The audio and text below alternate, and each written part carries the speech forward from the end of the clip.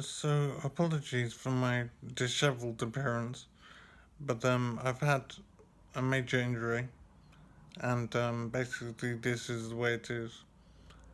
Um, I'm doing this work as an attempt to communicate with people and to stop myself from going crazy, I suppose. It's a very strange situation that I find myself in, and I am looking for ways to survive it. Um, I'm doing this on mobile phone. So I'm sorry for any difficulties with it. So basically, I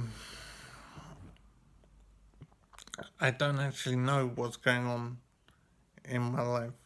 I woke up some time ago, I don't know how long, and found that I was in this very difficult situation. Um, I've lost my memory at the moment, so virtually all of it. I don't know where I live, for example. I have some addresses in my head, but I don't actually know which address I live at. I have two children, and I was married. I think I'm not married anymore, but I don't really know the situation. I don't know things like my phone number. I have phone numbers in my head, but I don't know which one is mine. I don't know where I work or anything at all. So I'm in supported living at the moment, and I've been here for some time, maybe 3 months or so. And I think I had my accident 11 months ago.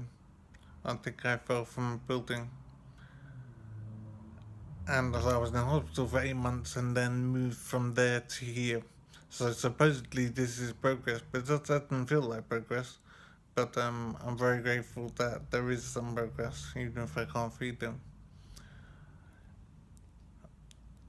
As I think I've said, I'm not sure what I'm trying to do with this, but I do want to communicate and maybe in some way help other people that have been in this sort of situation.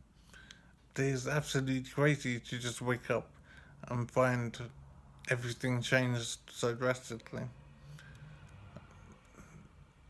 So I'm in this supported living. I don't know where I live and what's going on with my children, for example. I know I have two children, but the only thing I know about them are their names. I don't even know how old they are or anything. So I have no idea about how they're being looked after, where they are, etc. Of course, they're with their mother, but I'm not in touch with her either, so I don't know the situation.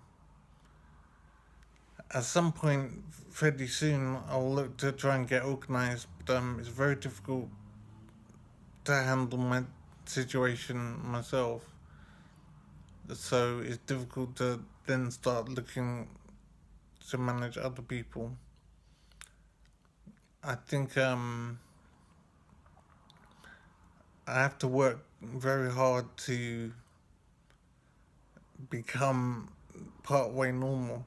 And the biggest problem is my memory, and to not have a memory is so awful and so strange.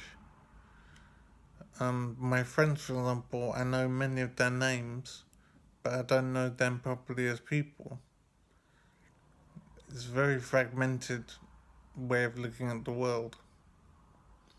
So I'm not sure how I'm going to make progress, to be honest.